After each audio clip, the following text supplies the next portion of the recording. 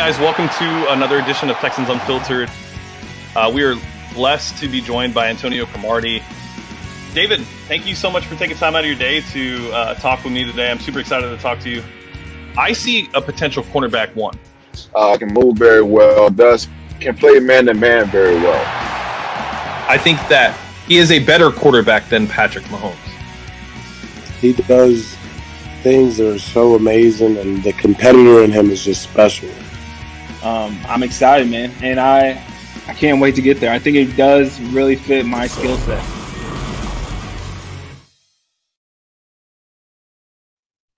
All right, guys, welcome to another edition of Texans Unfiltered. I am your host, James. I am joined by my friend and co-host, John Wade, the Garnet Texan. And John, how you feeling this week? You back after 2 or 3 weeks out, a baby being born, healthy baby. How you feeling, dude? Well, I should be ecstatic, but you're leaving. Like, yeah, I'm supposed to be super happy. Like, I'm back. I've got a baby.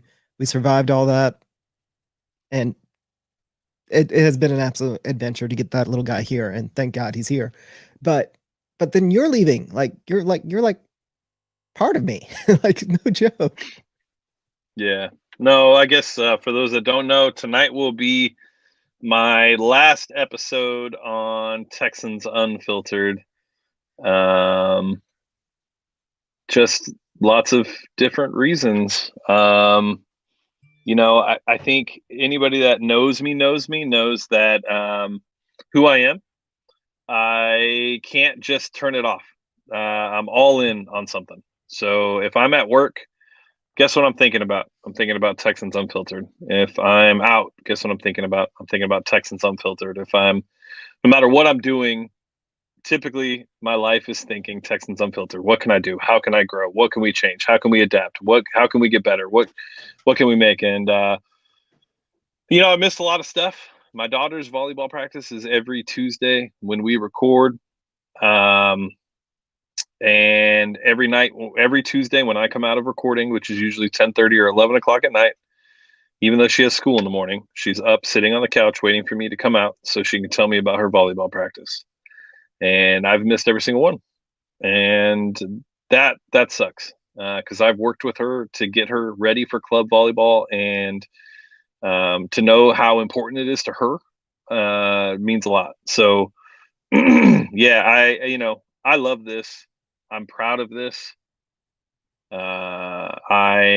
This has nothing to do with the season, just so everybody understands. I've seen people speculate like it has nothing to do with the season, has nothing to do with how hard it is to watch Texans football. Yeah, it's super hard, but it's also just not hard. Like, I love this team. It's not hard in any way.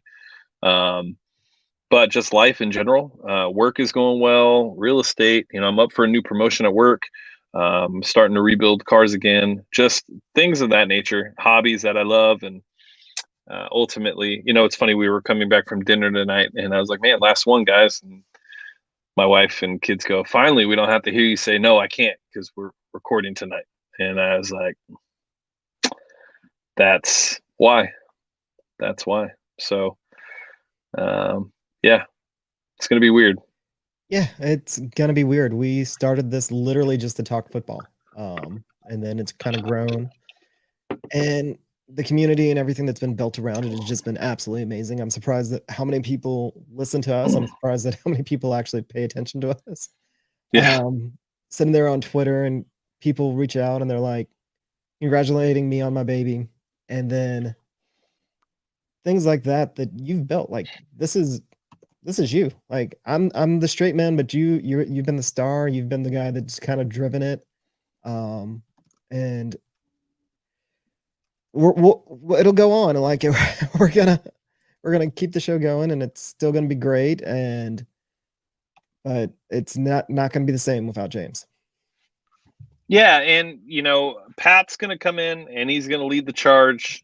He's gonna take my spot, and he is. I couldn't think of somebody better to come and take the spot. I also think like it's kind of like a locker room. After a certain amount of time of hearing the same thoughts, same process, same voice, same analogies, things don't necessarily always grow stale, but they can start to grow stale. And I'm not saying that that is the case for most of you guys, but for me, that is kind of how it feels. It feels like things have somewhat gotten a little stale.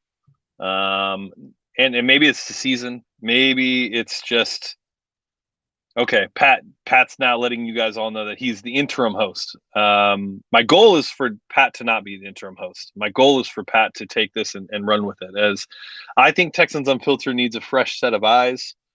I don't believe that I'm the guy that can build an online business, a streaming network, a podcast network. I think that there's things that we can do better. And I think for that to happen, we need a lot less Bill O'Brien-esque type of leader. And at times, that's how I am. I'm very funnel, I see things my way. It's very hard for you to tell me any differently. I'm very opinionated and I'm very strong in my opinion. And I think ultimately, I think that that's the part that ultimately needs to change the most. I disagree, but whatever. You've got to, family does come first. You got to do what you've got to do. Yeah, and who knows? In 3 months, I might be back. And I think Pat, obviously, I think Pat's going to be great. But this show has been like some of our best shows have been us arguing. Like when you're just so entrenched, and some of our best moments have been, and just trying to get you to flip your mind. And you are one of the most hard-headed and determined people. So when the couple of times in my life that I have been successful with that, like I definitely take those as wins. But that same hard-headedness and determination is also what allowed you to speak to a lot of the guys you did, to get those, to build those relationships. Like I don't get to speak to David Johnson. I didn't make that happen. That's all James, and that takes a special person to make things like that happen. Yeah, no, it's weird watching the video, because like usually I watch the intro video and I just don't think anything of it, and then like watching it tonight and I was like, man, you know what's crazy? I've talked to a lot of different guys. I've like very surprised at how many people that I've talked to. I honestly, thinking about how many people, and like I got Lonnie Johnson a PlayStation 5 the other day. Like it's just weird. It's weird, but I think all good things don't necessarily need to come to an end, but I do think that all good things need to have some sort of break in them. I think a lot of times people get so caught up in what's going on that they tend to lose sight of certain things. And so sometimes you got to come back and put those things into perspective. And then maybe there's another path. Maybe there's another way. Maybe there's another, maybe there's another capacity that I'm brought in. I mean, I'm still going to be a part of Texans Unfiltered. I mean, I own this shit, so I'm going to be a part of it. But I gave you that 1%. Yeah, and that's all I needed. So, I'm going to be writing more, I think. I think that's going to be a big thing for me. Like, I have this idea of doing a player review for all 53 players on the roster list last season and putting it out in the off season, kind of talking about some of the things they went through. So there's things that I want to do. And maybe in 3 months I come back. I have some stuff I really need to get sorted out and figured out as far as work more than anything. Is I've been successful at work, but I've only given 10%. So now I want to see what I can accomplish giving 100%. And I think with this in the back of my head, I can do that. But then again, maybe next Tuesday when you guys record and I load that shit up on Spotify, I'm like, yeah, nope, this ain't going to fucking work. I can't. You guys are killing what I've built. I'm done. I'm coming back. We're not going to kill anything. Let's get I'm this just saying. here. I'm just saying. You're going to get an itch. The show's still going to be great. Yes, it will be. The show's going to be great. But you're going to get the itch again. Because you know what? Part of my theory is this year has just been so miserable. Like, I mean, it's not just the Texans. It's been so miserable all the way around. Like 2020, everyone knows. I mean, I had a baby this year. Like, I just had a baby, and I still consider 2020 trash. Like, it's been that bad, and it sucked everything out of you. You're gonna get the itch back. Things are gonna start to get to normal. You're going to say, hey, I miss arguing with John and telling him how wrong he is about whatever is going on. I miss picking those fights and something will work out. So yeah, you're taking a hiatus. You're going to recharge your batteries. You'll be back. Yep. I know you'll be back. Yeah, and even if I'm not Sinister, I will be back for special appearances. I will come on whenever the hell I please, and they'll just have to deal with it because that's my personality and that's who I am. And I know John will open up his arms like he would normally. So yeah, I'll be here. But to be clear, Pat will be a part of this moving forward. Whether I come back, whatever that dynamic looks like, Pat is a part of Texans Unfiltered, and he needs a outlet for his voice to be heard. Whether it's his growth or just his overall relationships, and he has the opportunity to do something that I think needs to be done for him specifically, and I think this will be good for him. So, all right, with that, let's get off the soapbox. So Sunday happened. I thought you didn't watch the game. I thought I saw that on Twitter that you were like, I'm not even watching. I wasn't watching until I saw that I was tagged on Twitter, and then the Kahale crowd came out of nowhere, which was enough to get me. It was glorious. That second reception was beautiful. Everything that you dreamed it would be. Those are the types of passes I would expect him to catch, and those are what he should be thrown. I have nothing bad to say about Kahale in that sense. I still think Akins is a better tight end, and if it takes him going to another team for somebody to realize that, that's fine. But yeah, so then I tuned in and watched the last quarter, and well, I wasn't disappointed in any way by the way it ended, as the Texans found another way to lose a game at the end of a game. Whatever, I don't really know. My expectations were that we were going to actually get demoralized by the Colts. I didn't expect it to be a game. That was my expectation. So the fact it was a game, so I went back and rewatched it when the All-22 came out. Lots of good things, man. There's so many good things to build on this team. A lot of people talking crap about the Texans. That's fine. I get it. We're the joke right now. We're the armpit of the NFL and all that other stuff. Even a certain person made a video of how Deshaun Watson is to be blamed for whatever. I don't even know. I couldn't watch the video. I just saw that he had hundreds. I read the comments to make sure that it wasn't a joke, because I said, the only thing that could have been redeeming about that is if he went, haha, just kidding, he's better. Something along those lines, because oh, your buddy Bill. The only way that video could have made any sense is if he went, haha, just kidding, Deshaun Watson is better than you think he is. Because when you sit there and you do actually pull up the All-22, or you go rewatch the game and you want to put yourself through that misery again, if you focus on just 4, things aren't so bad. When I'm sure this is the point you're about to make, things aren't so bad for the Texans because of Deshaun Watson. There's pieces that can slide in around him, and it won't take long to get things to rebound back, because Deshaun is playing on an entirely another level. I made the mistake earlier this year of saying that we may need to get our intro redone. But at this point, where you say that you believe Deshaun Watson is better than Patrick Mahomes, needs to stay. That needs to just be blasted, and more people need to start paying attention, because if Deshaun was in that situation that you said when we had this argument over the offseason, where you and Texans Thoughts, actually, Jordan had the argument or the discussion about it, you were right.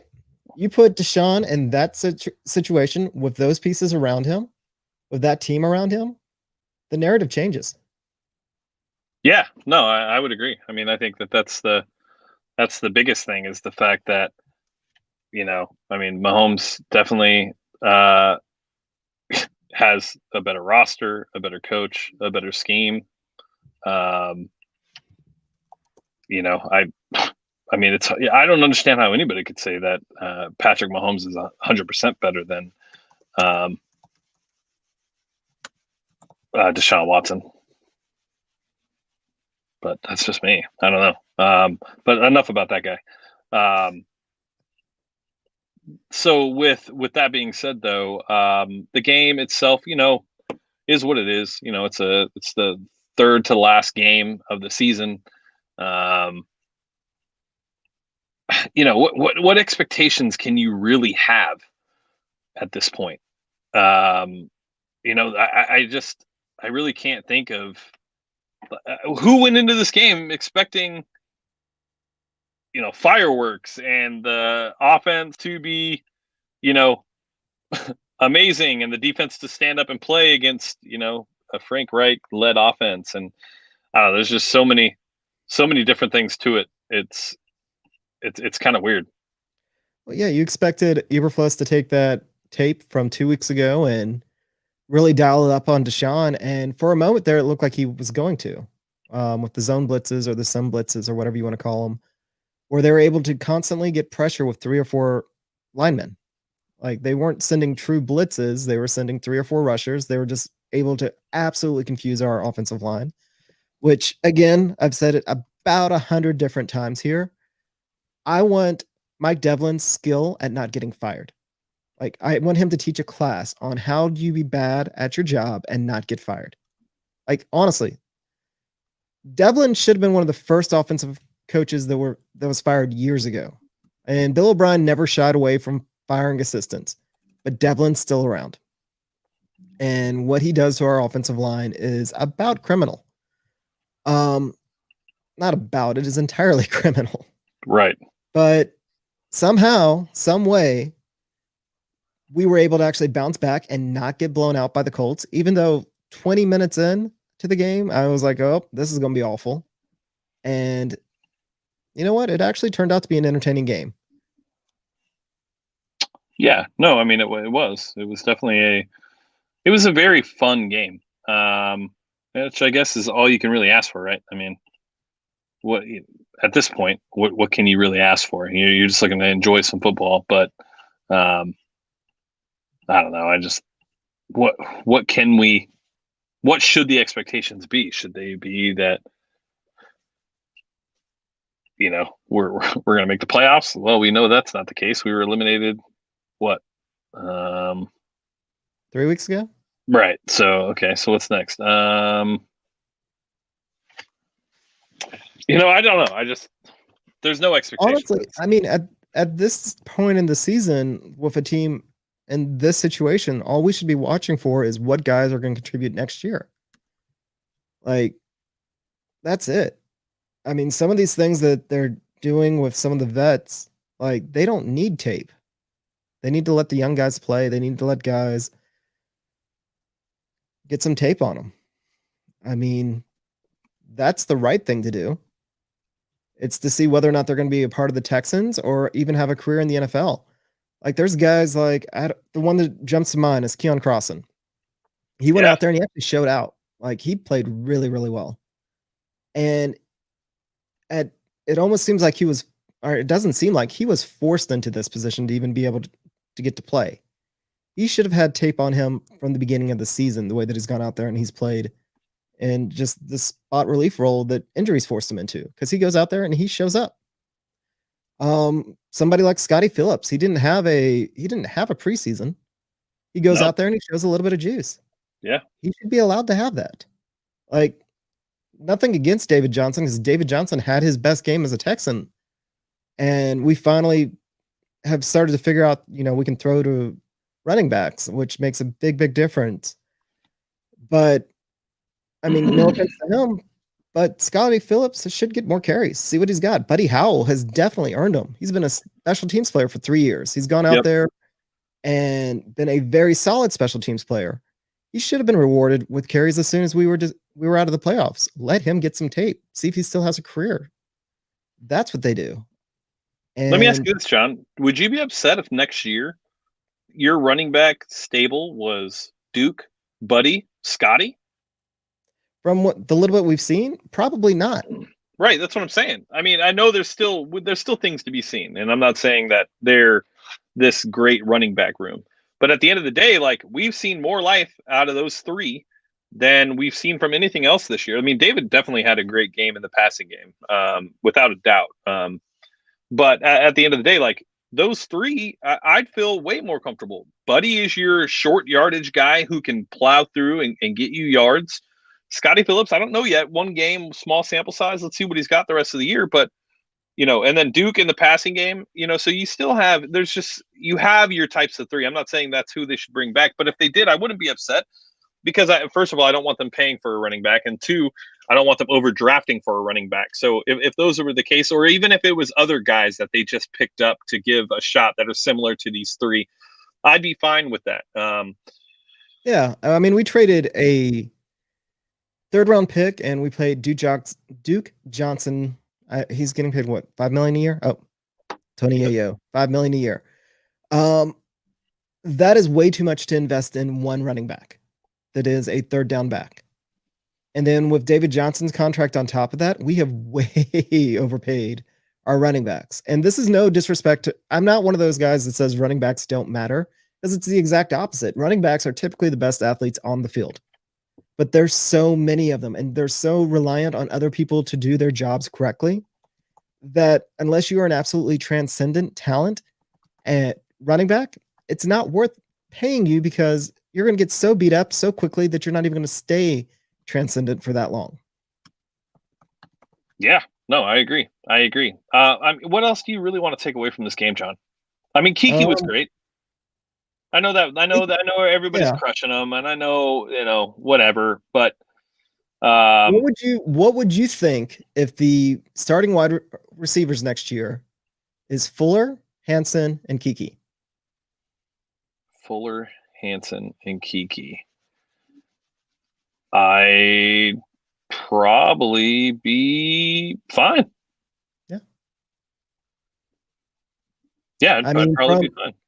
From what we've seen, like that's an average NFL wide receiving core. I mean, you've got Fuller, who's above average, Hansen, who can go in there, and if he continues to show what he's shown, granted, small sample size, but he goes out there, he runs the routes that he needs to. He's a willing blocker. He sits in zones. He understands how to do that. So having him as your X or your flanker, that's not a bad, not the worst thing.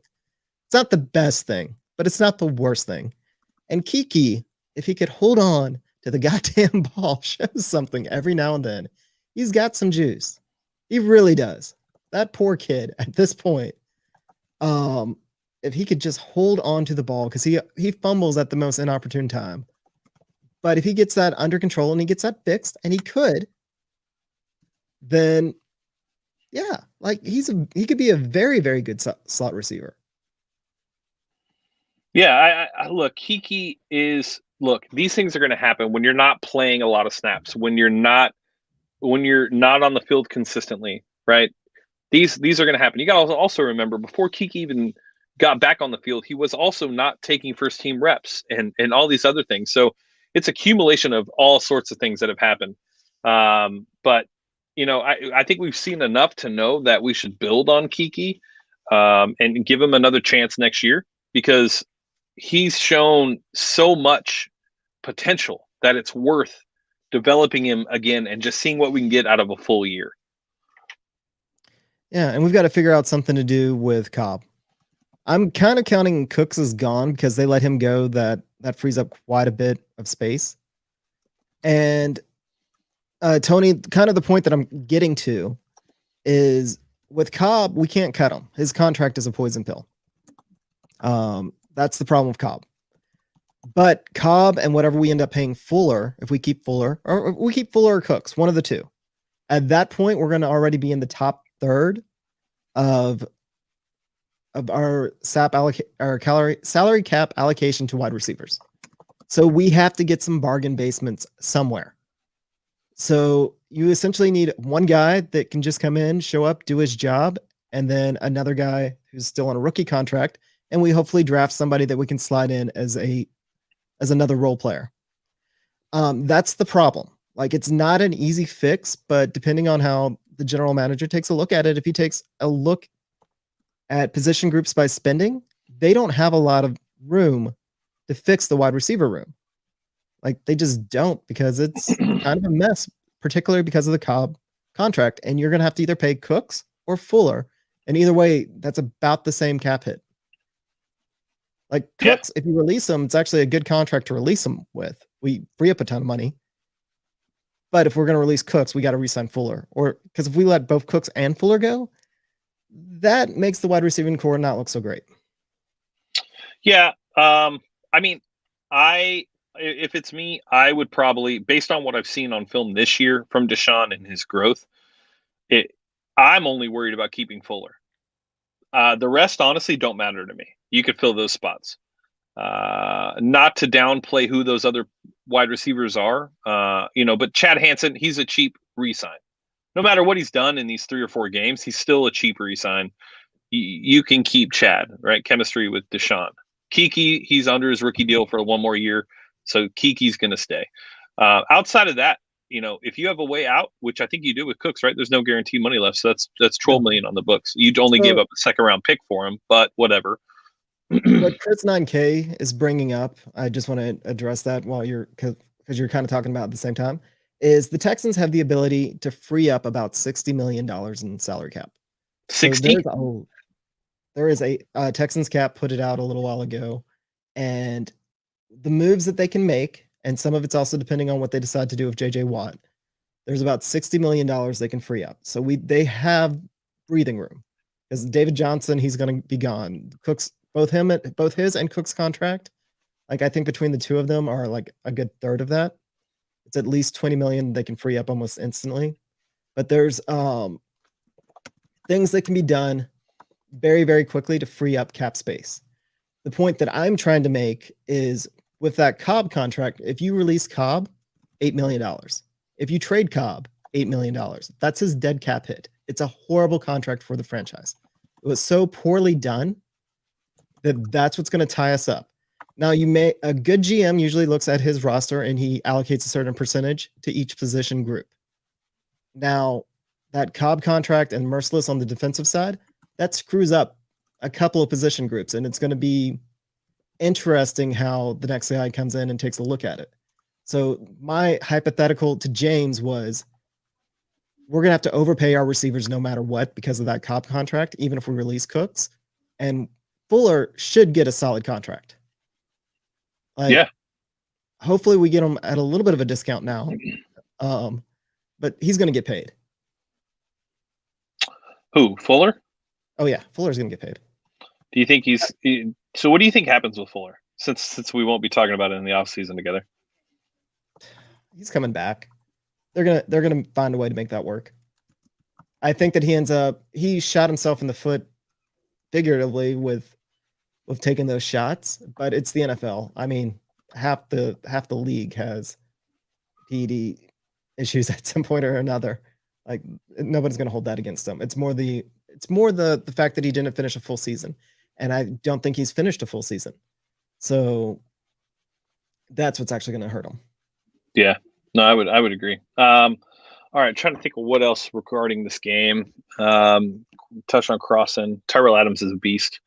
I know Matt Weston disagrees, thinks he's not a long-term guy. I think you can build with him, especially with a competent DC. I think that's going to be very interesting. So I think Adams and Cunningham, B-Max out. So yeah, I'm gonna have to read that. I haven't been on Twitter as much. It's one of the things I'm also trying to get away from. But I'll have to go read Texans cap stuff. But I think you have to franchise Fuller though. That may happen. I think they're going to try and sign him for a long-term deal because of him and Deshaun's relationship. And if I'm the GM, after getting rid of one of Deshaun's best friends, I'm not going to get rid of the other one. Like, Bill O'Brien got rid of Hopkins. You know that hurt Deshaun's heart. Next GM's going to come in and he's going to try and soothe that. So he's going to try and keep his best friend around. Yeah, no, I agree. I think it's more of, can you stay healthy? I don't know. I don't think it's more of like, we don't want you in the organization long term. It's more, let's see a year, let's see no PEDs, and let's see no injuries, and then after this, we'll sign you to a long term deal. But we'll see. All right. Lots of news in regards to coaching, general manager stuff. The biggest news to come out today is the fact that as of tomorrow,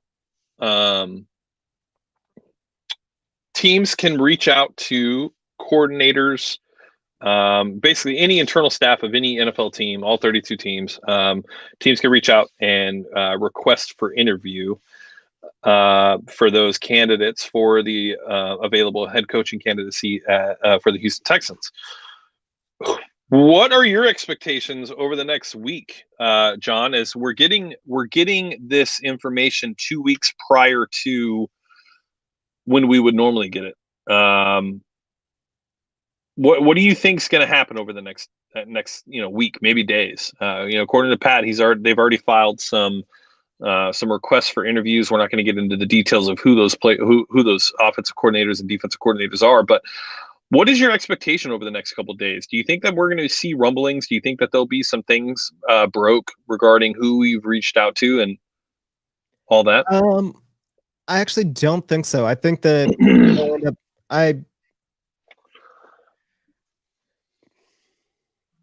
part of me wants to say that we're going to be one of the first teams to announce a hire, but it all kind of depends. Like the next couple of days, we'll see. Like some coaches won't do interviews while their teams are still in it. And those are a lot of the coaches that we want.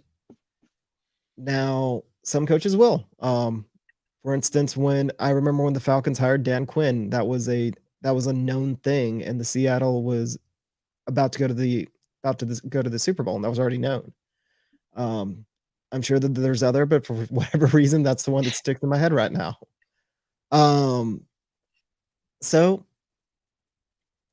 I think it'll be interesting over the next couple of days. We'll probably get some leaks on who they want to talk to, but we already know who they want to talk to. I mean, that's pretty much common sense. Like even the Caldwell interview, everybody's all up in arms about that. We knew that he was going to talk to him. We knew that was one of the guys that was going to be. Do you have a problem with it? No. Would you have a problem if he was hired? I would be disappointed. Essentially, my whole point has been I don't want a retread. I want fresh blood. I want somebody, and the reason I say that is because of the change in the NFL with the past couple of quarterbacks, specifically with Deshaun, but just the embrace of the more modern game, faster pace, having an athlete at a quarterback position. And Caldwell, I know he's smart. I know wherever he goes, the offenses tend to improve, but he didn't, and I'm not even going to hold the Lions against them because they were kind of a hot mess. But I don't want retreads. I want people that have had experience with like the new way of thinking, that are open to new ways of thinking. Because I think we're kind of in this weird phase in the NFL where it's kind of switching into a different sort of game. And we've seen it and we've seen steps, but I think that I don't think that it's done with that change. And I want coaches that are kind of at the forefront that are pushing that. And Caldwell wouldn't be the worst, but I would be sad. I would be a little sad. I've never heard of Joe Schoen, so I'm looking at him now. Let me see here. He's the assistant general manager. God, he looks old.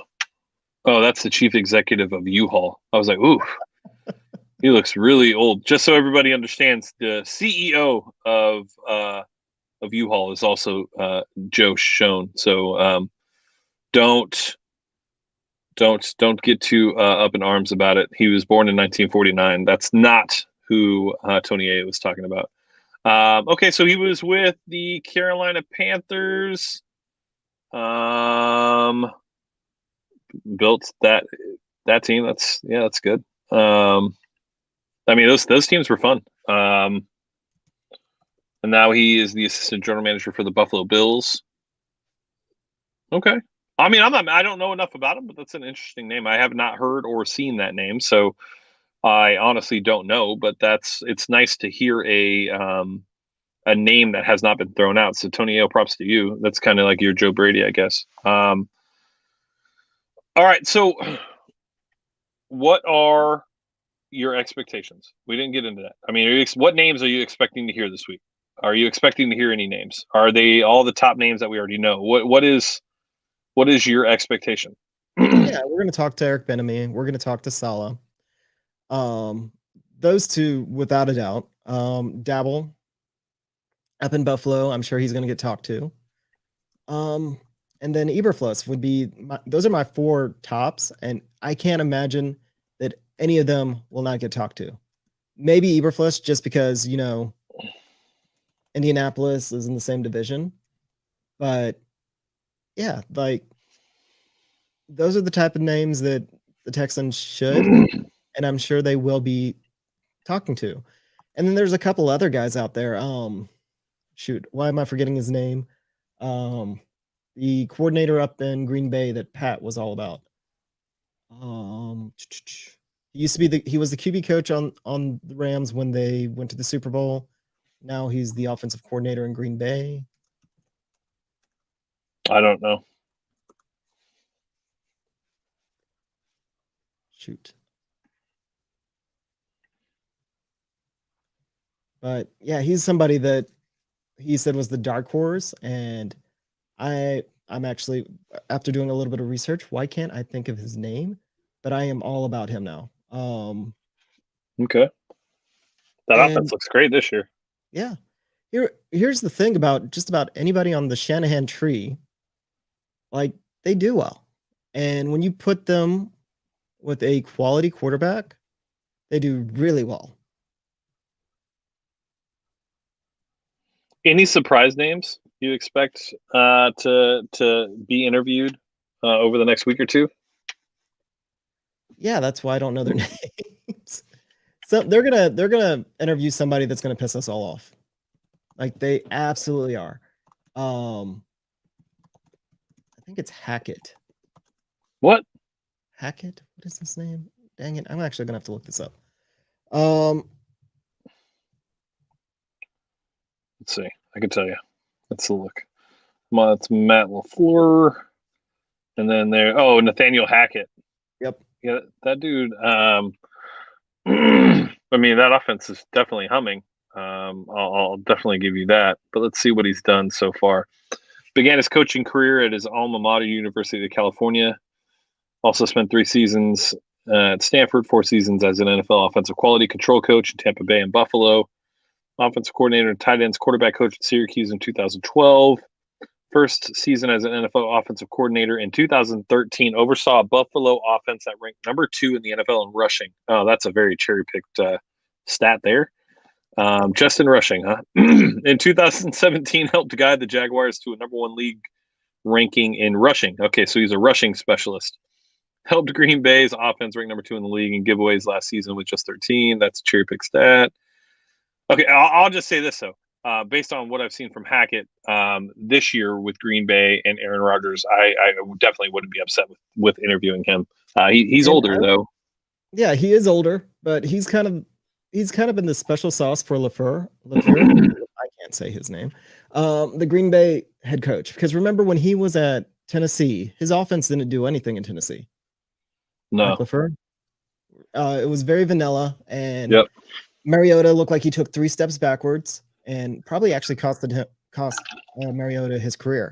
Now, him and Hackett get together and they go up to Green Bay. And granted, you have Aaron Rodgers as your quarterback. So that's a little bit of a cheat code. But, I mean, that offense looks great now. It looks very, very fluid. You want to take this? Wouldn't it be smart? Yeah. Read it so that the podcast listeners can hear it. Wouldn't it be smart to sign a defensive coach so that our PC can spend 100% of his time with Watson instead of running an entire team, whether it's EB or any OC or head coach? Yes. I actually would be completely cool with the special teams coach from the Chiefs. Like, I actually like him a lot. Okay. So part of the reasoning that I have behind that is you want a guy that can evaluate his coaches. You don't really want the guy that's trying to, like, we don't want another Bill O'Brien. Like, I don't even want a McVay out in Los Angeles. I want a guy like John Harbaugh that takes what his team has and adapts it year in, year out. And let's see.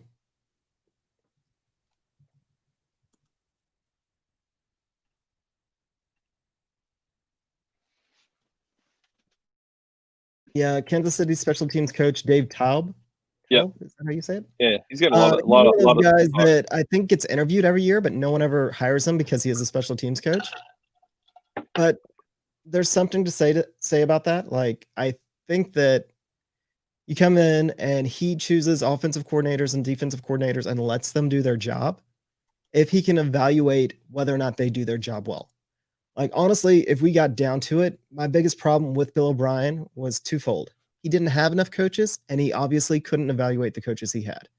He came in, he tried to do a Belichick. Belichick has this philosophy with his coaches and his quality control coaches. Like, he starts them out with a small plate and keeps adding things to their plate better than they can handle it. And that's why he's brought up so many offensive coordinators and defensive coordinators. That's why he's has so many homegrown coaches. And Bill O'Brien tried to do that, and he couldn't. And this is part of the reason why we're in the mess we are in now, is other than Bill O'Brien, like Tim Kelly and Anthony Weaver are just not ready for coordinator roles. They are in so far over their heads, and they both show flashes of brilliance. They both show something, but they weren't ready for the roles that they have.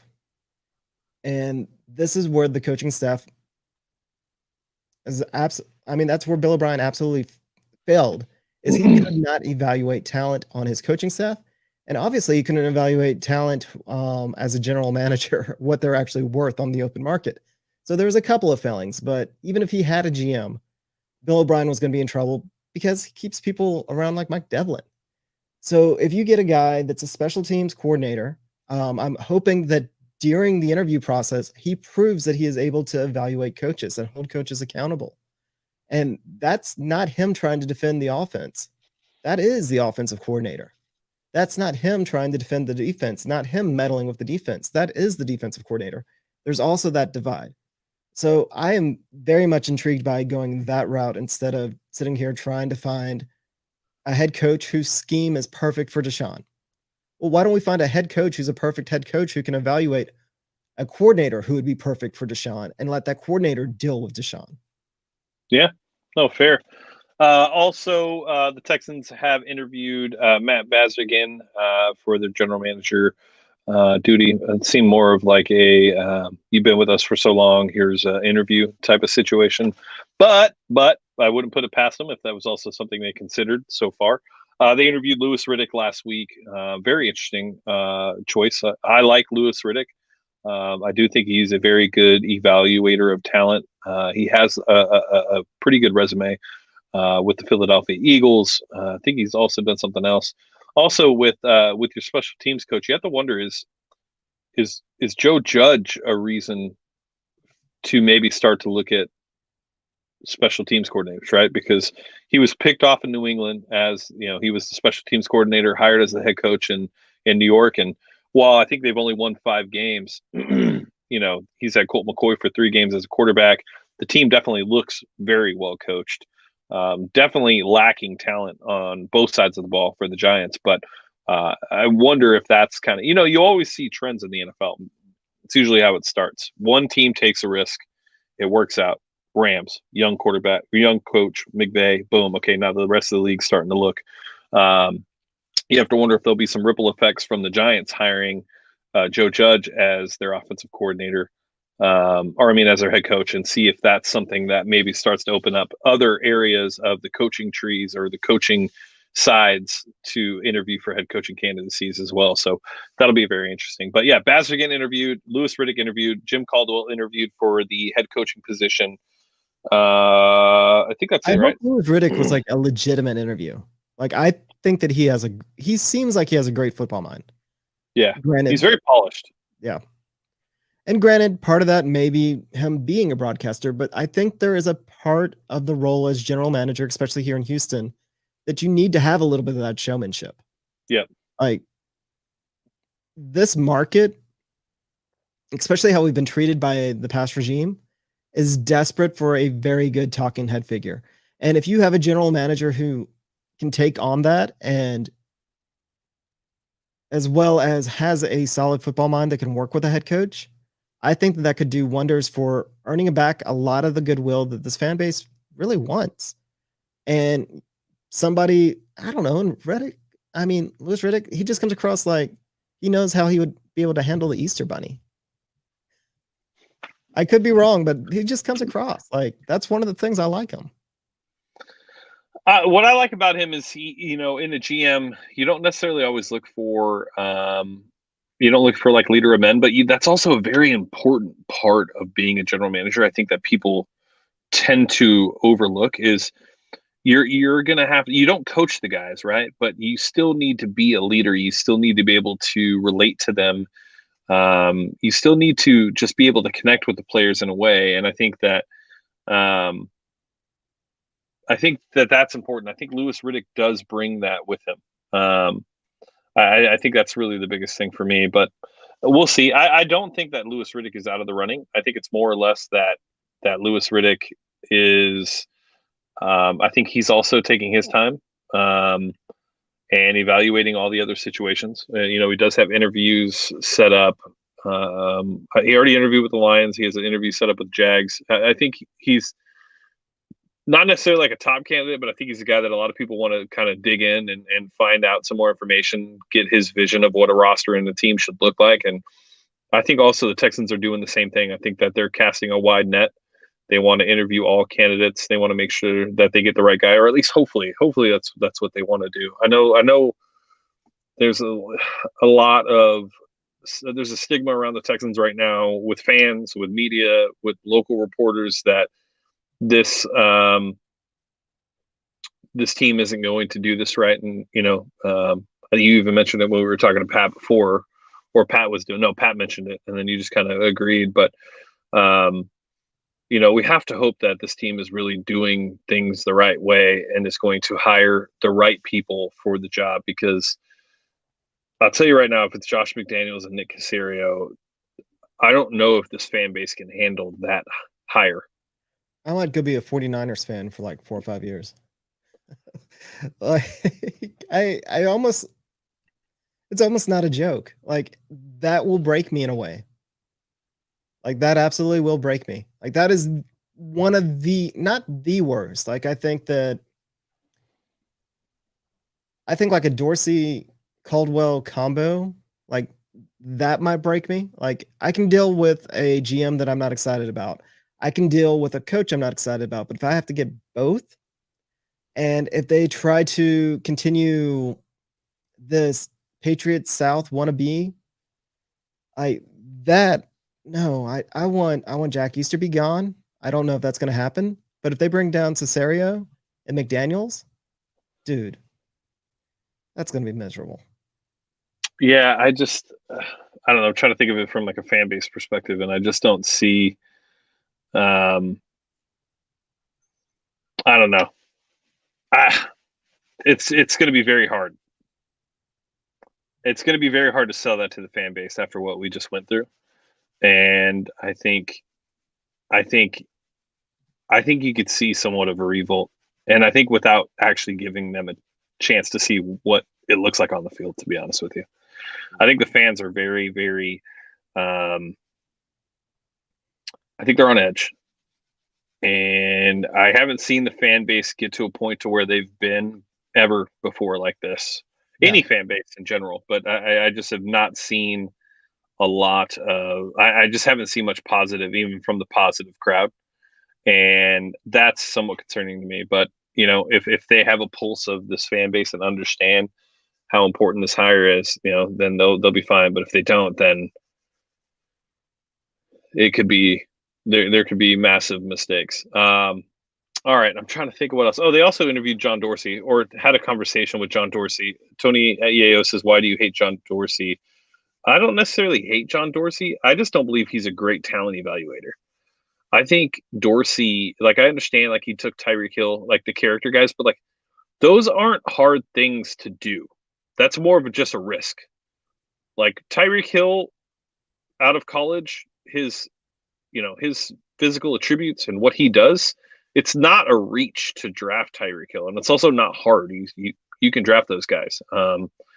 So Baker Mayfield, I still think it's out on. I don't know yet about Baker. Especially number 1 overall.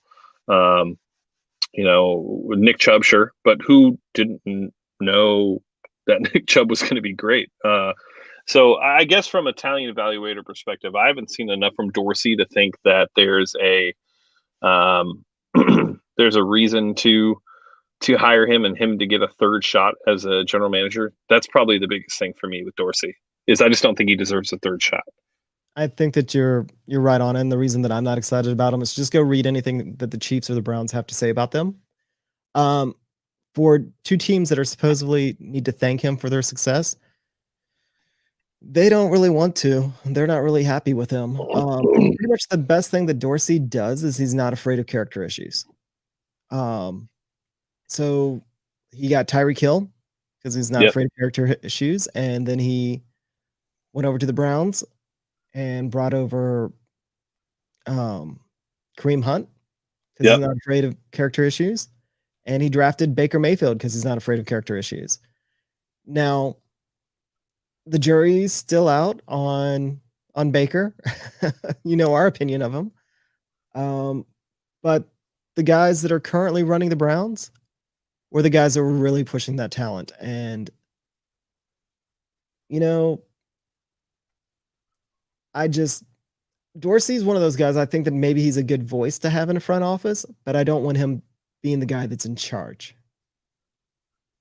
Yeah, I just like I said, I think a lot of times fans, when it comes to Dorsey, I think they see the blockbuster moves, they see the trades, the Odell Beckhams, and they think, oh, he's aggressive, he's willing to go get the players he wants and things of that nature. But like, ask the Browns and Browns fans how they feel about that Odell Beckham trade, and look at the offense without Odell, and look what you gave up to get Odell. And I think that's a bit much, but I don't know. I guess we'll have to wait and see. I mean, Odell's done absolutely nothing in Cleveland, and he'll probably be gone next year. So does that even count? Yeah, I don't know. Jordan! How you doing, James? John? What's up, dude? What's up, dude? How are you? I'm afraid that I'm going to have to play moderator here between you and James. I mean, you crushed his boo, dude. I crushed his love. You did. I know. I had to do it to him. Hey, it's just my opinion. If he's going to be the head coach, I think he's going to be a good head coach eventually. I just don't want to take the risk on him right now. And, I got a bunch of reasons for that. But it is what it is. Everyone's open to their own opinions. That's totally fine. Yeah, no. Disagree with the facts or the statements. But that's the point of Twitter, is to have a disagreement and different opinions. Yep. Whether they're not facts or are facts, doesn't matter. So question and answers. Let's talk a little bit about these questions, and then I guess what are your thoughts on the Colts game? Anything you really want to add to the game? Let's just put that game in the rear view mirror. To be honest, I'll get into the questions for sure. You guys can always hit me up on Twitter, and this first one's going to come from Gorka, my guy, and he says, I'll start off with this one because it's not exactly a question, but I'll turn it into a question. And he says, not a question, but give some damn love to Brandon Staley on the pod. He is so underrated as a candidate for the head coaching job. I know you love him as much as I do, but make it public, man. And so I'd love to hear you guys' thoughts on Brandon Staley as a potential head coach candidate.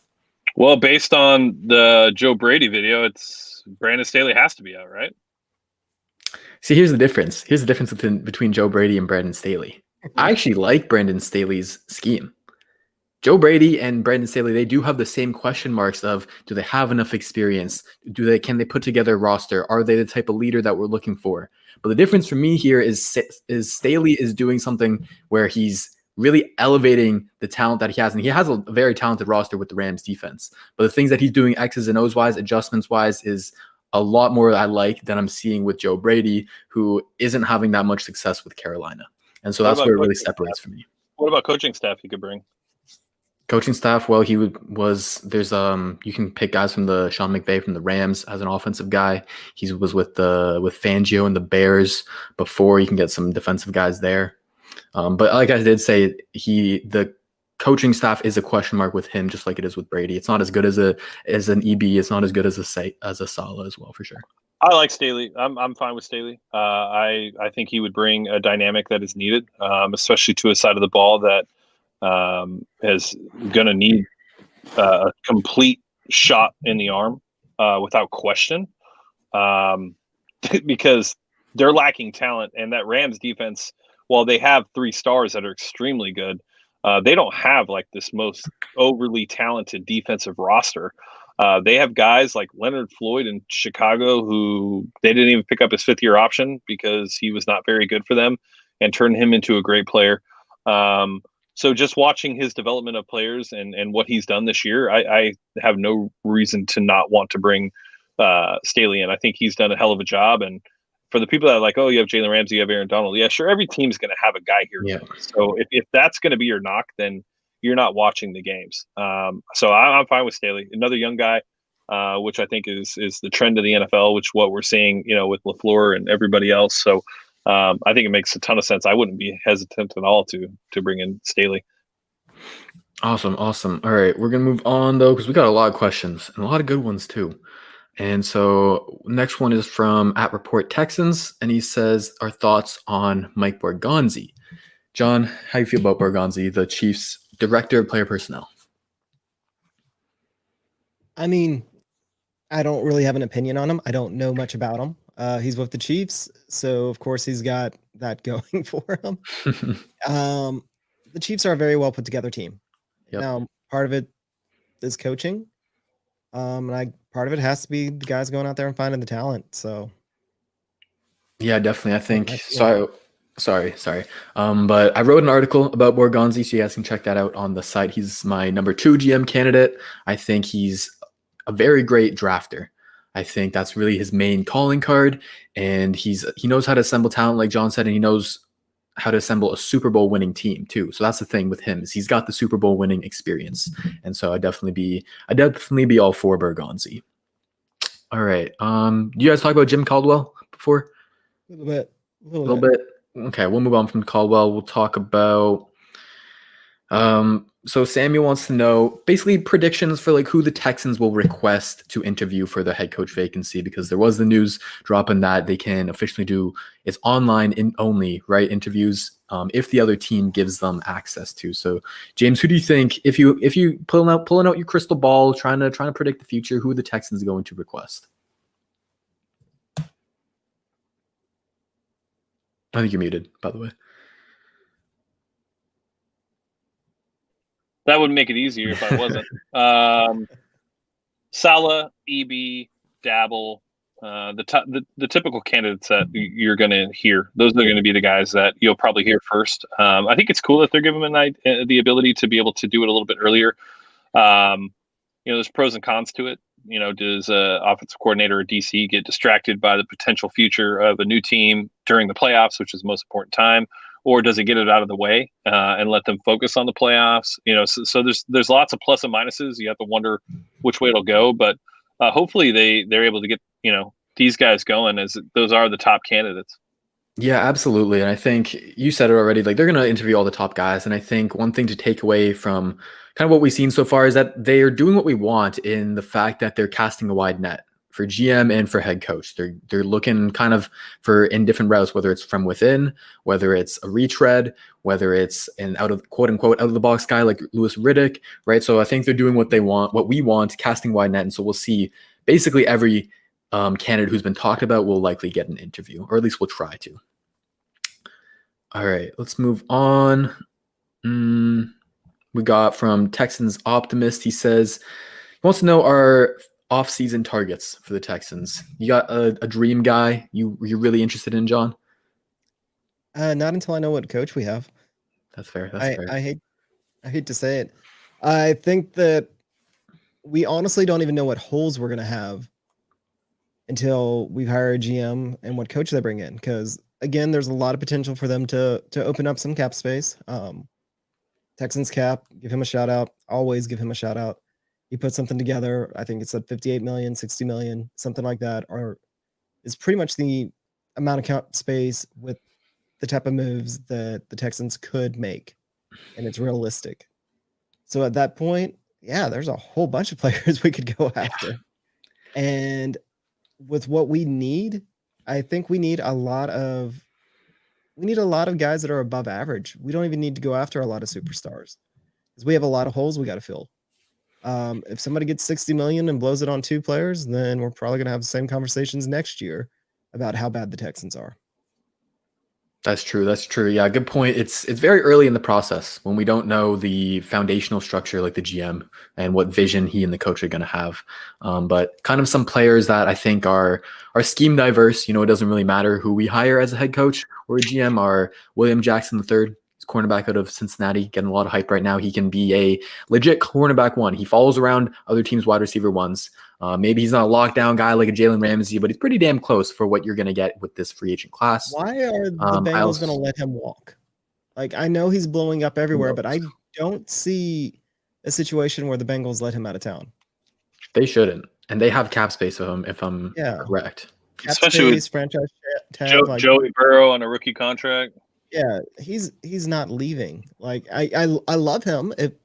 If they let him somehow get out of Cincinnati, yeah, we should go after him. But that's kind of the thing that you bring up. And also, I forgot to say this 2 seconds ago, but last year we had this great podcast on all these targets that we went out and we researched.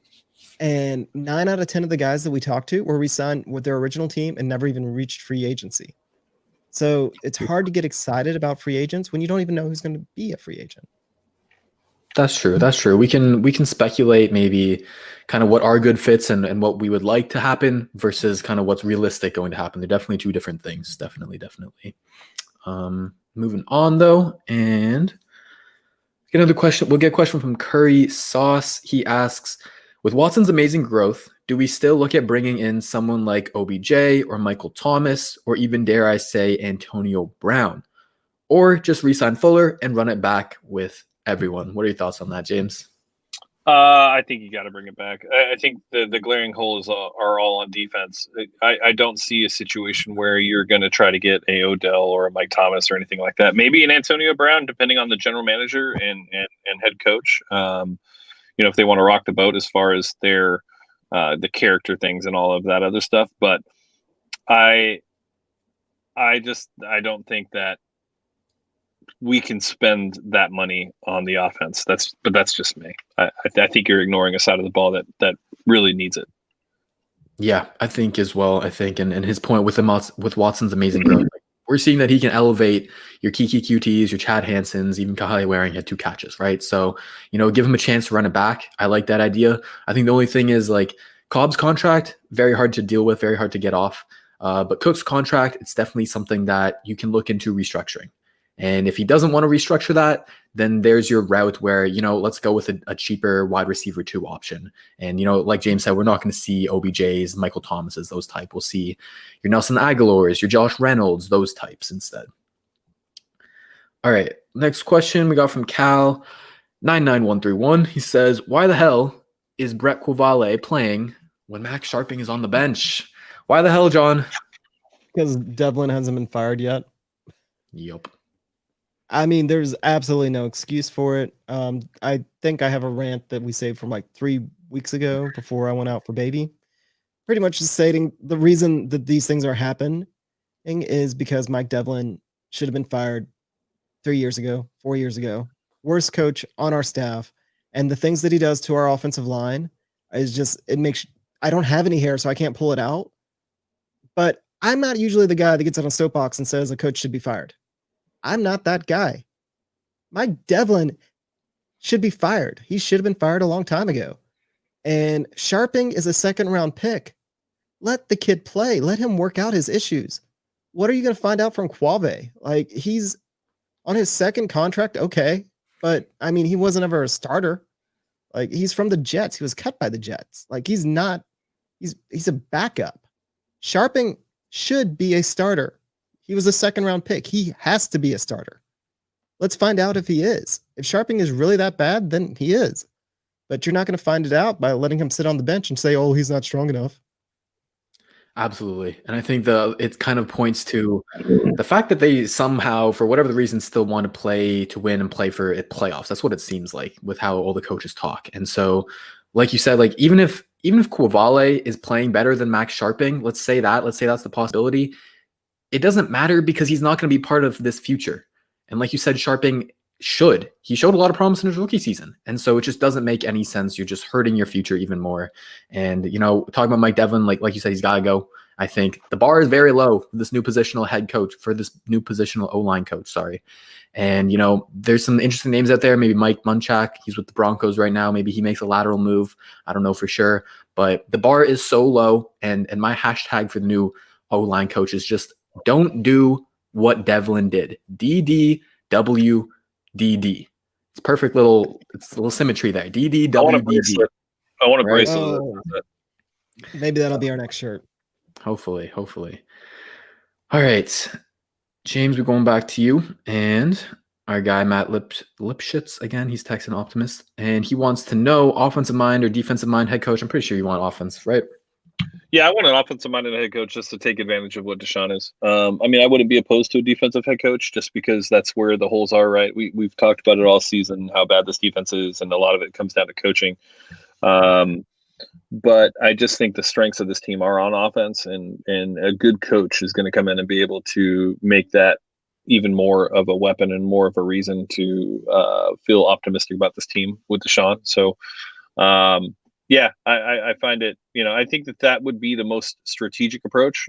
I think it's also the quickest turnaround, which is really what I'm looking for. I'm looking for a quicker turnaround. I don't want a full rebuild. I think a DC is probably going to, I think it might kind of, I don't know. You can go either way, to be honest with you. It's there's really no right or wrong answer. If the right DC brings in the right OC, then it doesn't matter who, defensive minded or not. It doesn't matter. So I don't think there's a right or wrong way. I think they both could work. I'd prefer a head coach that can maximize Deshaun, though. Absolutely. I think I'm in the same boat with you. And like you said, like there's a lot of different paths to success that we can take. We can take an offensive guy, we can take a defensive guy, we can take an old guy, a retread, we can take a young guy and take it and give a risk. And neither route has been like 100% proven to work, and neither route has been 100% proven to fail. And so it's just one part of the puzzle. It's a big puzzle, a lot of pieces, and let's hope they get most of them right, because we know they're not going to have a perfect offseason. As much as we wish that to be the truth, they're not. They're going to get some things wrong, but let's hope we get more right than we get wrong, for sure. Yeah. All right, last question, and then we'll get out of here. One from Jordan at Gator on Twitter. He says, how big of a priority should be placed on the return game for the new regime? It seems like the last several years, the Texans haven't made an attempt to be dynamic in the return game. John, do you think the return game should be a big priority? Well, yeah. Special teams do have the capability of scoring points. I know we haven't seen that in 3 years. It's been 3 years? Probably ever. I don't remember. Like, I'm seriously, I'm sure it's happened. Oh, I know the last time. When? Barkevius Mingo, big play Mingo, blocks the punt in the Chiefs game. Lonnie Johnson runs it in. Okay. I mean, yeah. The special teams, not return game. I mean, they can score points. Yeah. So it'd be nice if we had a returner that had, the capacity to do something, or at least the common sense when not to do something and when to try to do something. Carter was maddening. You would take it out sometimes and you're like, why? And sometimes he wouldn't take it out and you're like, what? You had a lane. And I know that his numbers were kind of juiced because 2 years ago he led the league in return yard average, but yeah, that wasn't real. Again, special teams should be able to score a touchdown. We should be able to have big returns. I just can't remember the last time that it actually happened. Like, we're excited when we get a 15-yard return. Yeah, I think it's something you want to address, but it's not something you want to pour a lot of capital into. And I don't think that's where you were going with it. But we're not saying like go spend your 3rd round pick on a pure kick returner, right? That's not what we're saying at all. You think we want it to be as good as possible. All 3 phases of the game, it's got to be good for you to win a Super Bowl, right? And so I think one name that we can look at who's already on the roster is Scottie Phillips. Phillips looked pretty damn good returning kicks. I think someone put up the numbers. I forget who tweeted it, but it was better than every single returner that we've had this year so far. And so, you know what? Give the young kid a chance. He did punt returns in college. He's got some experience with it. He already showed out good. Ride him rest of the season. Let's see how it goes. But that's gonna do it for me. All the questions. Thank you guys for always coming with the great questions. As always, you can always hit me up on Twitter for sure, and follow these fine gentlemen on Twitter as well. I have 4 questions for you, Jordan. 4. Before we this is the last one for me. So your issues with Joe Brady were that he doesn't elevate. If you were to say how DJ Moore has done in the NFL, when would you say his best year is? When he had a quarterback not named Kyle Allen. Okay, so when he had Cam Newton? Okay, no. Okay, so he had his best year this year, but do players not get better on their own? How do we know So that with Joe Brady? he's missed 3 games, and he's only 100 yards off from his last season's total, and his average yard per reception is up by 5 at 18.8. It was up 13.5. What about Robbie Anderson? How's the entire Panthers offense doing as a whole? Sure, you can have these individual guys, your wide receiver 1, wide receiver 2 doing good, but they're not doing good as an offense. They keep going, but that's because of a Teddy Bridgewater. You said he had success in the league. When? He had great stats in his rookie season. He was 11-5 with the Vikings, who have a talented roster, but he still had to put up points on offense to win a game. He went 5-0 as the backup coming into the Saints in 2019. He's not this scrub. I'm not saying he's a great quarterback. Obviously, he's not on Deshaun Watson level. He's probably not even on. He's on like Baker Mayfield level. Not even there. He's probably a would you rather have Sam Darnold? Mid-20s level quarterback, but he's not just some scrub. And that's my point, and where Joe Brady should be able to elevate a young quarterback who has had potential, who was a first-round pick. That's what I'm saying. Wasn't he a second-round pick? First round, 32nd overall. 36th overall. Yeah. What about? Would you rather have Sam Darnold or Teddy Bridgewater? Well, Sam Darnold was the second best quarterback in that class. He was the 3rd overall pick. And I think from what you've seen, he's only been hurt so far by coaches, whereas you do have a bigger sample size with Teddy Bridgewater. So I'd rather take the chance on Sam Darnold having a higher ceiling. Okay, because Robbie Anderson has never amassed 1,000 yards in receiving yards, and this year with 2 games left, he's at 1,017. Curtis Samuel, year before, 627 yards. This year he's missed 2 games, and he is at 627 yards, and still 2 games to go. I guess my point is that Teddy Bridgewater, I get it. I don't think he's a scrub by any means either, but his arm talent has always been an issue. Even coming out of college was his biggest question by all draft scouts, and he has 0 arm strength to be able to do anything. So when you look at the dink and dunk offense, you look at the death by 1,000 cuts. That's because Teddy can't push the ball down the field like most top-tier quarterbacks can, of that. And I'm not comparing him to a top-tier quarterback, but I think that offense is built around Teddy Bridgewater and limited because of Teddy Bridgewater. All right, so then I would give you the counter argument of saying, has Joe Brady ever shown that he can run an offense around a quarterback with a bigger arm? No. Yeah, Joe Burrow. He went from 48. He went from 48th overall offense the year prior with the same exact roster to number 1 when Joe Brady came. And is Joe Burrow having success with Cincinnati? Yeah. He's a great quarterback. He's a talented dude. He gets better over the years. You can't just say it's just Joe Brady who made him when he's already still having success. If he was shitting the bed with Cincinnati, sure, I give it to you, right? I give it to you for sure. Then you can say his best year was with Joe Brady. It makes sense, but it's not the case. And now it is with Justin Jefferson. Now there's the case with Clyde Edwards-Helaire. Excuse me, Helaire. 48-1 with the same roster? Like 48th ranked offense to 1 once the only change was Joe Brady. That same roster was a lot of guys who are sophomores and freshmen and juniors going up a year. And in that year, you develop a whole lot. And yes, Joe Brady changed the offense. He changed the offense completely. But it wasn't more so that he was doing great stuff. It was more so that their offense was that horrible in the past. They were running a very prehistoric, run-heavy offense where they weren't utilizing their weapons well. They weren't using Joe Burrow to his strengths. And so, yeah, Joe Brady he switched things up for sure. But we haven't seen that translate to the NFL. And there are a lot better offensive minds out there who have already had NFL success, who are already proven. And so we already know what they are. Could Joe Brady become a great head coach one day? Sure. But he's just not there yet, and I'm not taking that risk right now. But you would take it on Staley? No, Staley's my number 5. But if they hired him, would you take a risk on him? Well, here's the difference, is that I actually like Staley's scheme. For Brady, number 1, he doesn't have the other stuff that we talk about that we want in a head coach. Head coaching qualities, like a leader. Can he command the locker room? That stuff. Can he build staff? That stuff. He doesn't have that same stuff compared to Saleh and EB. So for me to want to hire Joe Brady, his scheme, his calling card, his offensive mind, it needs to blow me away. And it's not a 10 out of 10. It's not a 0 out of 10. It's maybe a 4, but it needs to be a 10 to make up for all the other deficiencies. So the talent doesn't play a part at all. What do you mean the talent? Well, so when you look at the offense and just Teddy Bridgewater as a quarterback in general, if you go look at his stats in Minnesota, he was a top 20 quarterback that played on a great defense with talent all around him. So he's a limited quarterback for sure. And everybody would tell you that Teddy is a limited quarterback. I think that's fair. I'm not dissing Teddy in any way. I think he's limited, though. I think that's a fair assessment.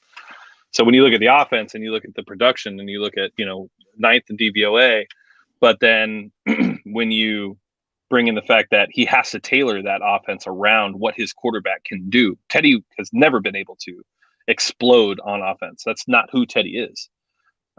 Is he not held to that same standard, Joe Brady, as what the offense should be? Because you're saying you want a 10 out of 10, but how can you have a 10 out of 10 like Bieniemy when you don't have Tyreek Hill, Patrick Mahomes, Travis Kelce, Sammy Watkins, Clyde Edwards-Helaire, a top 10 offensive line? Because like you said, Carolina's offensive line is atrocious.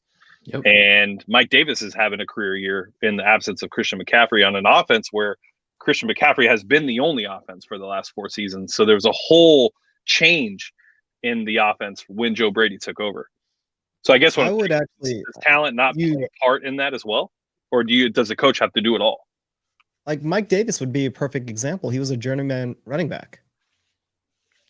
How many teams had he been with in the past 3 years? Like 4? 5. Their run game is efficient because defenses are playing the pass, because they're just sitting back, they're giving them light boxes, and that's what has to do with their. But why though? Why are they doing that? Because Teddy's not going to scare anybody with his arm. Right. So then you got to find. Here's my thing: is I'm not expecting the offense to put up 40 points a game, but I'm expecting the schematic things to. I'm expecting to see better schematic things to put you in a good advantage. I'm not expecting you to put up big numbers, but I want to see the X's and O's. I want to see the adjustments throughout later in the game and later in the season. I'm not seeing adjustments. I'm seeing him call the same plays over and over again. I'm seeing no creativity on third down. This man calls forward curls to the 6 on third down so damn often. They have an atrocious red zone offense where they can't finish because there's no creative play calling to create advantages. They also are, 8th in the league in penalties. So much of that comes on offense. They play the 3rd fewest snaps.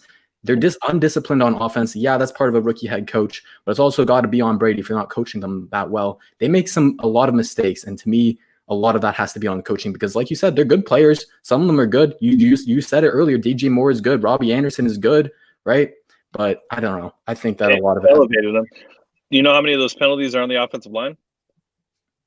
I don't, but that's got to be about Joe Brady runs that offense, right? He's going to have to run an entire NFL team. If he can't just run the offense, how is he going to run the offense and the defense? Because he schemes and implements the offensive game plan. He doesn't coach the offensive line. Okay, so but he doesn't coach the rest of the team, right? Does that not scare you? No, that doesn't scare me because he doesn't coach the offensive line. He's an offensive coordinator. He's not delegating everything as a head coach. He's only coaching the offense. You want another young guy, another 31-year-old head coach to run an entire team like Bill O'Brien has showed that he's not able to do, that he's not able to delegate. And when he gets to that level without experience, it's rough. McVay did it. LaFleur did it. Vrabel did it after a terrible 1 season as a defensive coordinator. Kyle Shanahan did it at the age of 34. You say McVay's the exception, not the rule, but if you look at the trends of the NFL, that would actually not be the case. That's actually the rule now. 2 guys? 4. McVay, Shanahan. Vrabel, LaFleur. They're way different people where they had a lot more experience. Joe Brady has 4 years of coaching experience. Vrabel only had 3. Vrabel was a player before, a well-respected player. You heard the type of leadership qualities that people talk so highly about Vrabel. Vrabel's a different guy than Joe Brady. Have you heard one good review, one glowing review in an article or in an interview, a player talking about Joe Brady? I haven't looked. Okay, well, I haven't, and I have looked. James, I actually got a question for you because I'm going to kind of butt in because Jordan brought it up. So Joe Brady's offense relies a lot on the short, high percent passages and yak receivers. Yep. That's exactly what Bill O'Brien relied on. Yep. Now, does that work with Deshaun? Nope. We saw it. We saw it in 2019. They tried to run the dink and dunk offense whenever Fuller was out. You had DeAndre Hopkins trying to do that. It didn't work. We need explosive plays. And so, you're going to say, I know what you're going to say. He's going to adjust his scheme to Deshaun Watson because Deshaun Watson's a hell of a quarterback. We haven't seen Joe Brady be able to adjust his scheme yet. He's been running the same quick pass offense. That's what they ran with the Saints. That's what they ran with LSU. That's what they're running with Carolina. Yeah, no, I agree. I am 100%. I have never said he's the perfect candidate. I've said because he's not going to be a candidate when you hire again, he's the reason why that's why you hire him now, is you take the growing pains and go through all that. But just on a quick Google search from what do players say about Joe Brady, there's like 50 articles, Carolina Panthers players, LSU players, Saints players.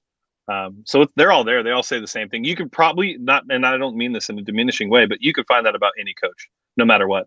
You just Google what do players think, they're going to all of them. They're all going to have glowing reviews. That's just the way it is. We're in the Houston market. We're not in the Carolina market. We're not in and EB's the hot name. So you're going to see all that. All I'm saying is that shouldn't be what you're looking for. You probably shouldn't be worried about how many times the players come to bat for you, because that really doesn't make that much of a difference in my opinion. But either way, and I'm just so everybody understand, I just want to have a conversation because I want my points to be heard, and I want to hear what Texans Thoughts has to say. I'm not saying that Texans Thoughts is wrong in any way. He's definitely brought up some major concerns with Joe Brady, and I totally understand that those are all same concerns that I've mentioned in the past. I just think that, like we saw with Kyle Shanahan, when he was skipped and teams missed out, they all regret it. And if Joe Brady ends up being that same guy, we're all going to look back and say, well, we had Eric Bieniemy, and well, we did nothing because he's Eric Bieniemy and he's been in the league for 30 years and never had a chance to be a head coach. But that's it. So yeah, that's all. You just said elevation, so I was looking up stats because I was interested to see, did DJ Moore, Robbie Anderson, Curtis Samuel, and Mike Davis, did they have career years? I honestly didn't know, and they're all having career years. So that's why I went and looked that up. Cool. They can all have statistical individual career years, but at the end of the day, is that elevation though? I guess it's depending on your definition of elevation. I want to see results. I want to see them finish. I want to see them actually put points up on the board. I don't care if DJ Moore has 3,000 yards, but if he has 2 touchdowns, if that offense is 21st, 22nd now in the league in points per game, how effective are those yards, or are they just garbage yards? I mean, elevation by just 4 players when you're talking about a team that has, what is it, 12 players or 11 players on the field at all times. I mean, so that's how many more people. The percentage of that is what? So we can't elevate them all, right? 12%. You can't elevate defense when you're on the offensive side. Can't do it. EB doesn't do it either. The defense is fine. Panthers defense ain't the problem. It's their offense. We saw it in the Packers game. They held down Rodgers to 24 points. They're the best offense in the league. They're averaging over 30. Yeah. They held them down with no work to do on no help from the offense. I guess what I'm saying is I don't see how Teddy gets zero blame for any of it. And he's not blameless. He should get most of the blame when you watch the film. He's not very good. I don't think Joe Brady's putting him in a great position to succeed either. So what would the scheme be for you for Teddy Bridgewater? Not if it's not dinks and dunks. Well, obviously that's going to be part of it, but you can't be that predictable. Teams are sitting on that all game long. He's very hard-headed in the way that he calls plays. I've seen him call the same concept over and over again, and teams adjusted later in the season, and he still didn't adjust. He didn't throw that counterpunch to that counterpunch. Have you compared that offense to the LSU offense to see the differences? I have, and it looks a lot of the same. They'll do their early shots on first down. Early quick passes on first and down. They love to attack the middle of the field. They want to get the ball into the hands of their playmakers and rely on yak. And they had Justin Jefferson, Jamar Chase, Terrence Marshall, a crazy roster to be able to put up those numbers. And they do a lot of the same things. What about run game wise? Run game wise, they do gap, similar? Zone. Same, different? Around similar. The only thing I'll give you is Joe Burrow. So many of his big plays will come off of him avoiding pressure, scrambling, like throwing these crazy Mahomes fadeaways 40 yards down the field. Those were crazy. That's pure talent. Yeah. I don't know how much Joe Brady can scheme that up. Yeah, I don't know. I just know that he went from 48 to first. But that's fine. Either way, not here to convince you. Just wanted to see what your thoughts were when I brought up my points as well. All right. What else we got? Is that it? That's it. We've been done. Why doesn't James share a couple of his favorite memories of the show? Really? Yeah, 4 years in, man. What are you gonna miss? Favorite memory. Come back. Don't act like he gone. I mean, I think like the first time we had Jordan on, I thought it was like one of those things where we, because we've never really had like a third, right? Like it's always been us. Like sure, we've had like some people trickle in here and there, but there was a time where we were having Jordan on so much, and now he's like a part of the show. Like I think that's cool, just seeing like the evolution of the show and like this, like we can have a conversation Like for those that think that Jordan is pissed or I'm pissed, that's not the case. Like Jordan and I have had these conversations we had the same conversation about Gary and Conley before you actually started to watch Gary and Conley. Remember, you told me Gary is nothing special. Yep. Right. That's how we get better. This is how we get better. So I think that's a great moment. I mean, obviously, just interviewing players is great. Trying to think. I mean, we peaked at one point on the football podcast in America at 88, and there are 2,200 and football podcasts in this country. And as a not small market, but small football market, we ranked 88 in 1 week. To me, that's gonna forever be fucking nuts because we were ahead of the Adam Schefter podcast, the Ian Rappaport podcast. Like, that's nuts. So that'll be cool. I don't know, just like the community that we've built, I think that's a big part of it. Like, we have diehards. Like, I only have like, I think 1,200, 1,300 followers, right? Jordan's got like 4,000 now, but like I have 1,200 people that like cut for me. That's the way I look at it. Like, I have 1,200 people who back me. I have 1,200 people who support me. I have 1,200 people who are here to hear my thoughts. I never thought when we started this in my garage that I would have 1,300 people that wanted to know my opinions on things. So like getting tagged in tweets about like candidates or plays or like, that'll forever be surreal to me because I was just a dude. So like to know that people want to know my thoughts, like the dude that keeps tagging he always tags us three. He just did it recently. I love it. What's his name? I'm trying to find it. You guys know what I'm talking about? He just did it recently. Exactly. You're talking about Michael George? Yes, Michael George. He always tags us. Always. Like, that's the type of shit I'm forever going to remember. Like, that's just so dope that, yes, we did. Except for Part of My Take. We did not beat Part of My Take. Part of My Take, I think, is like the number 5 sports podcast. But a lot of the other Barstool ones we did. We beat the Chicks one at one point. Now they show their titties so people listen. But, yeah, no, lots of cool things. I mean, the website, like, Jordan, like, code, like everything. That's weird. We have a Slack where we talk. It's neat, man. Never thought that would be something that we built at some point. That's fucking crazy. Jordan getting retweeted by like all these players when he writes an article, right? That's nuts. That's unreal. Unreal. David Mugoletta quote tweeting Jordan's article on Titus Howard. Nuts stuff. So while we disagree, we have our own different opinions. At the end of the day, we're all here for the same reason. We all have the respect for each other. It may seem like we're fiery, and we are because we're passionate, but that's all that is. Don't mix that up with anything else. I wouldn't have it any other way. It's been a fun ride for sure. As far as Bill O'Brien and the clipboard didn't make it. Hey, don't even hint at that. Trying to apply to the DJ for the practices. Yeah, I did in that interview. Yeah, that's right. I forgot. That was like my first real interview. I had no idea what to do. I had no idea what to expect. And then like I was just a fan at that point. And still I guess am, but like I didn't take the media route because I felt like everybody takes the media route with him. I didn't want to be media, like asking the same questions that everybody asked, dude. Wanted to separate ourselves, but yeah, that's it. I don't know. What about you, John? Anything? I'll never forget the Des Bryant interview when people were argument. Sorry. I was the like, Des Bryant argument interview. Oh, the argument when people were tweeting me the next day, like, are you and James going to continue talking to each other? Oh, because you said Des Bryant was better than DeAndre Hopkins. I did not say he was better than DeAndre Hopkins. I said that he was worth a flyer to sign when he was released as a free agent. Oh. That minimum. And you just didn't want him anywhere near the club or the facility. You're like, I don't care if he's free. But just the reaction that people were actually concerned about us. Like, are you and James still friends? Like, I will never forget that. Somebody sent me that message. I'm like, why wouldn't we be? What about the DeAndre Julio conversation? Oh man, I said I'd take Julio. you did, didn't you? You said you would take DeAndre.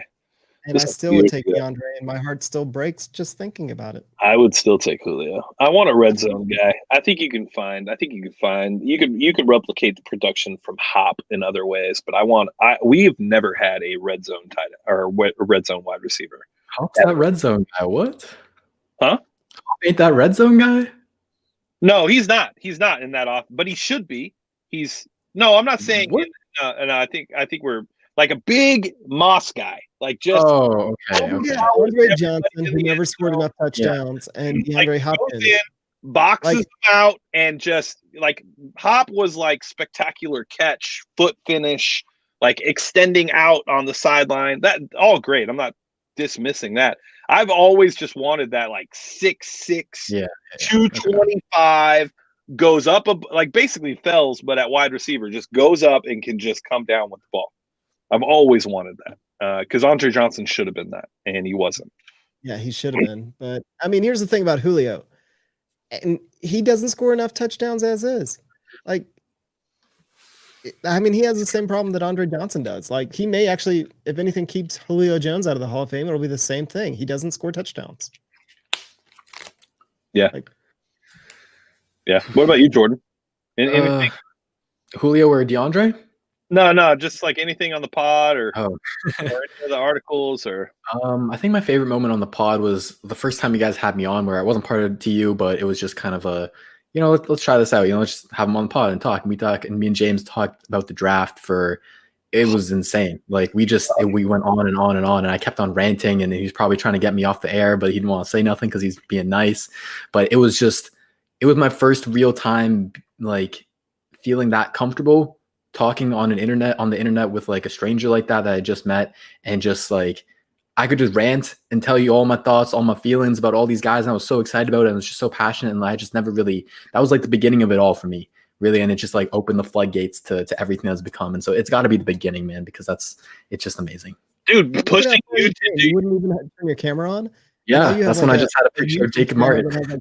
20,000 people following it. Pushing you to do YouTube when it was just a thought in the back of your mind to do YouTube. Yeah. And saying, no, you have too much knowledge. Go do YouTube. I promise you it'll blow up. Just go do it. And the other conversations as part of it, of the camera. And I was like, dude, nobody cares that you're Asian. Nobody, not one person cares that you're Asian. As long as you give them good content, they will never, ever care. And look at you. You fucking are blowing up on YouTube because you're so entertaining and your knowledge is right there. You have bad head coaching candidate takes, but outside of that, you are amazing at what you do, and great to call you a friend forever, because that's just who we are. I mean, you're the guy that offered me your couch at your dorm room in Vancouver if I came up there. Yeah. Oh, yeah. So, yeah. No, this is definitely a crazy, unreal time of my life. Like never, if you told me that last year, if you told me that 5 years ago, if that was the first thing you told me out the womb, I wouldn't have believed you. I would shut you down. Right. So just everything that happened is just a crazy accumulation. And I think we're a great group of guys. We all work real hard. We're all passionate what we do. And that's what happens when you put in the work in something you love. We're going to do great things, and we already have. So. Yeah, no, I agree. And there's just much more. So, all right. Hey, with that being said, make sure you guys go to manscaped.com, use promo code Texans. John's trying to get paid for these promos for Manscaped. So I need you guys to go use Texans. And then I also want to get John a little bit more money. So if you guys can go use it more, that'd be awesome. Not that John needs the money, but just because I want John to make some money on the podcast. Well, so I'm a nice trophy husband, by the way. You are. I really am. So lucky. Granted, I've never seen a dime from the podcast, so it'd be nice, but I'm taken care of. It's because I steal it all. All right, guys. Well, signing off, maybe for the last time, hopefully not for the last time. For Texans Unfiltered, I'm James, signing off, and they'll catch you guys next week.